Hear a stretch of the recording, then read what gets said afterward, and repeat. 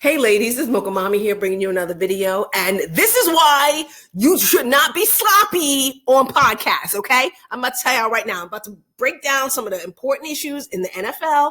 And this is why folks should not be sloppy. So right now we have a matchup between the NFC championship team, which is the Dallas Cowboys.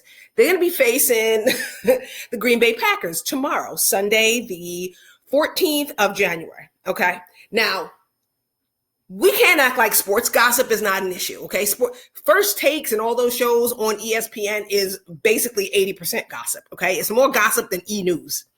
So there was some sports gossip coming out of this that the biggest controversy in Green Bay was the rivalry between Aaron Dirty Draws Rodgers, who I've mentioned several times before on this channel. So Aaron and his Dirty Draws apparently had a lot to do with Mike McCarthy being fired.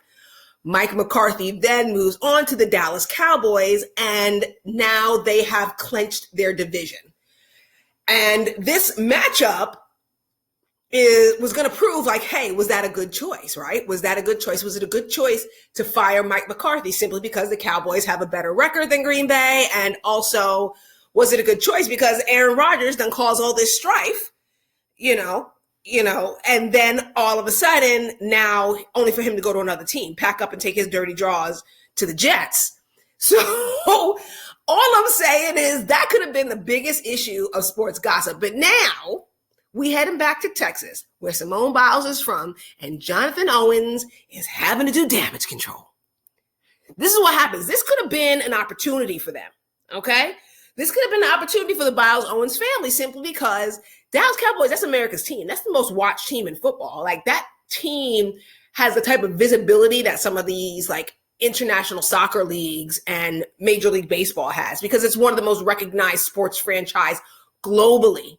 And more people are probably going to be watching this game than probably most NFL playoff games at this phase. And this fool is here having to do damage control. Probably not talking to the press at all, right? Because probably I'm sure they've hired somebody by now. And, either they're going to have to address it or ignore it and be out of the spotlight. So if he has a good game, it's going to be very hard to put a microphone in his face without him still looking bad. And this is why you should not be sloppy on podcasts.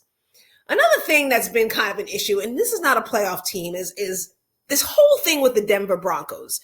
Now, we've known that Sean Payton has been a bully. He has been suspended and fined many times for how he treats people and players. About 10 years ago, Sean Payton was suspended when he was the coach of the New Orleans Saints for like Bountygate, where, he was scheming to pay players for intentionally injuring other players. So yeah, Sean Payton is no Boy Scout. And apparently he came head up with another Boy Scout who was Russell Wilson. Now, what happened was Russell Wilson has had a very rough time under Sean Payton's leadership as a Denver Bronco.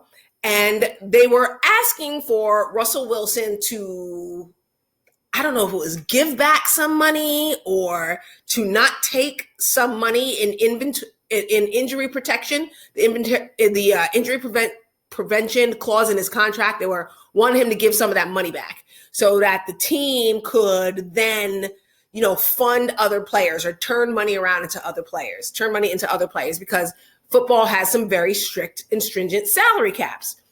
Well, here's the problem. Don't put money in somebody's contract and then ask for them to give you the money back. It's in a contract. That's what a contract is. It means you are guaranteed to be paid money. And as a result, they sat Russell Wilson on the bench because he did not give the money back. Not because he was playing poorly, because they wanted the money back. This is an issue because if you are contracted money, it doesn't matter if you take the field or not, you still are guaranteed your money. And these type of things, these type of intimidation factors, this type of bullying, I'm pretty sure the players union is going to be taking that up with Sean Payton and the front office of the Denver Broncos. And Russell Wilson may end up being paid even more money. Now, here's the thing. It's not like Russell Wilson is not a generous quarterback, okay?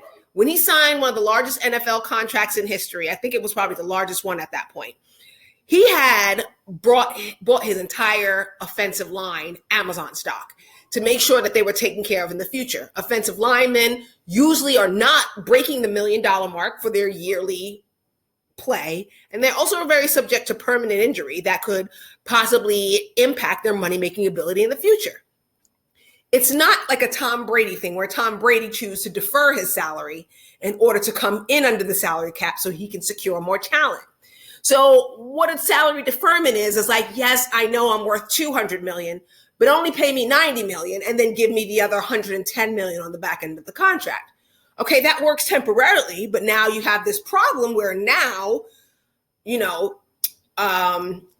New England is kind of hamstrung as far as when it comes to acquiring new talent because they're still having to pay Tom Brady. Very similar to the way the New York Mets still have to pay Bobby Bonilla every year because he deferred his salary.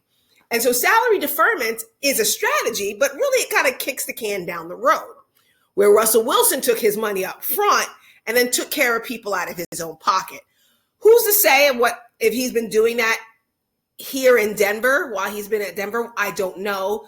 But at the same time, it's really unprofessional of Sean Payton to say that he's not a team player for not giving back money that is in his contract.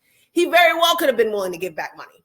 And let's be honest, like had Russell Wilson not held out for those big contracts, the Deshaun Watson and the Lamar Jacksons and the Jalen Hurts couldn't have the type of salary negotiation and the contract negotiating power had Russell Wilson not made that power move. Black quarterbacks in the past, Randall Cunningham, Steve McNair, Donovan McNabb, Warren Moon, they never really took that type of stand to sacrifice. They were willing, I can't say willing, I'm going to put that in quotation marks. They very much so took less money and had less respect than their white male counterparts. But Russell Wilson was one to stand on his. And had he not, I really don't think a lot of these quarterbacks like Love and McCombs and, and the other quarterbacks I had mentioned would be able to have that level of negotiating power. And it's very sad that people over here don't really see the type of character that Russell Wilson brings on the field and off the field on behalf of Black players and their negotiating power and their talent leverage, but they just see him as a stepdad to a kid who's in junior high right now. So we can't keep talking about Sierra had a baby. That's not a baby anymore. The kid's in junior high. Let it go. And really look at the big picture. It's very much a Kansas City shuffle, in my opinion. And speaking of Kansas City, they're playing right now, the Dolphins. I have to check the score for that. But yeah, I'm just surprised with all that hype. They a wild card? Like, y'all are the champs. Like, what happened to y'all this year? Like, was Taylor Swift a bad influence on the team? I don't know. But I don't know. No, I'm seeing now the score. It looks like the Chiefs have a pretty comfortable lead at this point, but too bad because I think the Dolphins had a great season.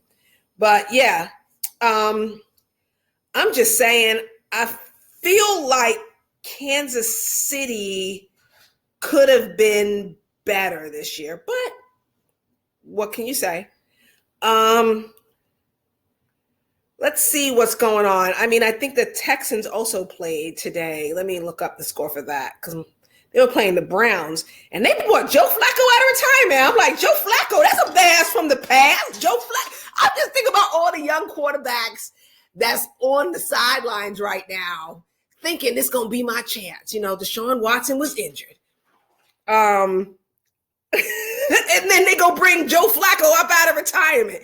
Shout out to Joe Flacco for staying in shape all these years, because, Flacco, he about 40. He got some gray in his beard. He got a little salt and pepper on his sides. That's old for a quarterback. That's going to be a whole lot of Epsom salt tonight. Okay, so it looks like the Texans have won, and, Joe Flacco got an appointment with some icy hot. And I just hope you ladies have a good night, and I hope you enjoy the rest of the NFL playoff season.